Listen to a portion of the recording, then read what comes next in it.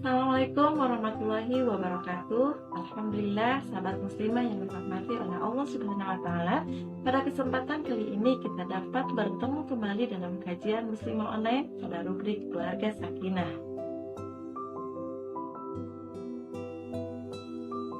Sebuah pernikahan tak selamanya akan selalu indah. Kadang pernikahan diwarnai percekcokan, perselisihan, dan pertengkaran antara suami dan istri. Idealnya, pernikahan yang sehat adalah ketika suami dan istri bisa saling memahami, saling memaafkan, dan juga menjaga komunikasi yang baik. Lalu, bagaimana jika pernikahan diwarnai oleh kekerasan? Seperti misalnya ketika suami marah dan memukul istrinya, apakah itu sebuah kewajaran? Isu kekerasan dalam rumah tangga kembali menjadi trending topik yang mencuat publik. Ramai-ramai media mengunggah ceramah keagamaan seorang ustazah yang menjadi celotehan warganet akibat dianggap telah menormalisasi kekerasan dalam lingkup kehidupan rumah tangga. Dalam video tersebut, sang ustazah menceritakan, jadi ada suami istri Jeddah lagi bertemu. Suaminya pada saat itu marah luar biasa kepada istrinya sampai wajah istrinya dipukul. Istrinya menangis saat itu. Tiba-tiba terdengar bel pintu rumah berbunyi. Ketika istrinya membuka pintu dalam keadaan sembab matanya, ternyata ibunya sang istri. Ibunya bertanya, "Anakku kenapa? Kok kamu nangis?" Sang istri berkata, "Ayah ibu, aku berdoa kepada Allah. Aku rindu kepada ibu dan ayah." Berdoa sambil menangis. Nah, kemudian suaminya dari kejauhan mendengar apa yang dikatakan istrinya. Kemudian luluh hati suaminya. Video tersebut langsung menuai pro dan kontra. Yang menyebut memang sudah sewajarnya istri menutupi aib suami. Meski banyak juga yang menuduh bahwa isi ceramah tersebut justru menormalisasi KDRT. Lalu, sebenarnya bagaimana hukum KDRT dalam Islam? Apakah dibolehkan atau dilarang? Banyak orang yang menganggap bahwa kekerasan pada istri diperbolehkan dalam Islam. Dan itu tertuang dalam surat An-Nisa ayat 34 yang berbunyi, laki-laki atau suami itu pelindung bagi perempuan karena Allah telah melebihkan sebagian mereka laki-laki atas sebagian yang lain, dan karena mereka laki-laki telah memberi nafkah dari hartanya, maka perempuan-perempuan yang soleh adalah mereka yang taat kepada Allah dan menjaga diri ketika suaminya tidak ada, karena Allah telah menjaga mereka. Perempuan-perempuan yang kamu khawatirkan akan nusyuj, ya hendaklah kamu beri nasihat kepada mereka. Tinggalkanlah mereka di tempat tidur atau berpisah ranjang, dan kalau perlu pukullah mereka. Tetapi jika mereka mentaatimu, maka janganlah kamu mencari-cari alasan untuk menyusahkan. Sungguh Allah Maha Tinggi dan Maha Besar. Ada kata-kata dalam ayat tersebut menyebutkan kalau perlu pukullah mereka. Nah, sehingga suami diperbolehkan memukul istrinya. Namun perlu dipahami bahwa ayat ini secara khusus membahas masalah hukum nusyuz, ya, yang secara kontroversial diterjemahkan sebagai ketidaktaatan istri, yaitu pembangkangan terang-terangan atau kelakuan buruk istri. Jadi prinsip umumnya adalah istri berhak untuk mendapatkan nafkah dari suaminya sesuai dengan pedoman hukum Islam, dan satu-satunya pengecuali dari hak ini ketika dia melakukan nusyuz. Jika dalam video ya disebutkan bahwa sudah sewajarnya istri menutupi aib suaminya, itu memang benar. Begitu pula suami sudah sewajarnya tidak mengumbar aib istrinya. Meski begitu, konteksnya bukan terkait kekerasan dalam rumah tangga. Allah Subhanahu wa taala bersabda, "Ya, mereka istri-istrimu merupakan pakaian bagimu dan kamu merupakan pakaian bagi mereka." Dalam surat Al-Baqarah 187. Selain itu, dalam hadis dari Abu Sa'id Al-Khudri berkata, Rasulullah bersabda, "Sesungguhnya manusia yang paling jelek kedudukannya di hari kiamat adalah seorang laki-laki atau suami yang bersetubuh dengan istrinya, kemudian membeberkan rahasia istrinya." Nah, dalam hadis ini dan ayat Al-Quran bisa disimpulkan bahwa saat menikah, baik suami maupun istri diwajibkan untuk selalu saling melindungi.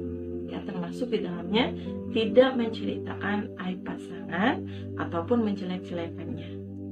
Suami juga sudah sewajarnya menjadi pelindung bagi istrinya dan menjaga kehormatannya. Jika suami melakukan kekerasan pada sang istri, tentu hal tersebut sudah tertolak, ya, bertolak belakang dengan aturan-aturan Islam. Di bawah kehidupan kapitalisme yang penuh persaingan seperti sekarang, stres memang kerap melanda masyarakat, sehingga terbawa ke rumah. Keluarga pun menjadi korban kekerasan. Bagaimana agar terhindar dari kekerasan? Berikut yang bisa kita upayakan. Yang pertama, hindari stres dengan taqarrub ilallah. Tindakan kekerasan biasanya disebabkan oleh stres. Pemicunya bisa bermacam-macam, baik karena tekanan pekerjaan, kesulitan ekonomi, masalah anak, sikap pasangan, dan sebagainya. Semuanya bisa menjadi sumber stres. Namun kita perlu ingat bahwa semua masalah adalah ketetapan Allah SWT. Sebagaimana Allah memberi ujian, Dia juga memberikan solusinya. Yang perlu kita lakukan adalah mendekat kepada Sang Pemilik solusi. Kita pasrahkan semua masalah kita padanya, sehingga beban di pundak akan terasa ringan. Hasbunallah wa ni'mal wakil, ni'ma maula wa ni'mal nasir. Dan cukuplah Allah bagi kami sebaik-baik pelindung dan sebaik-baik penolong. Dengan memperbaiki kualitas ibadah wajib kita dan memperbanyak ibadah sunnah, hati akan terasa lebih tenang, mampu melihat masalah dengan lebih jernih dan mencari. Yang kedua, memanajemen emosi. La tagdob walakal jannah. Janganlah marah dan bagimu surga. Demikian sabda Rasulullah SAW. Ketika emosi kita sedang tersulut untuk marah, ada tips untuk meredakannya.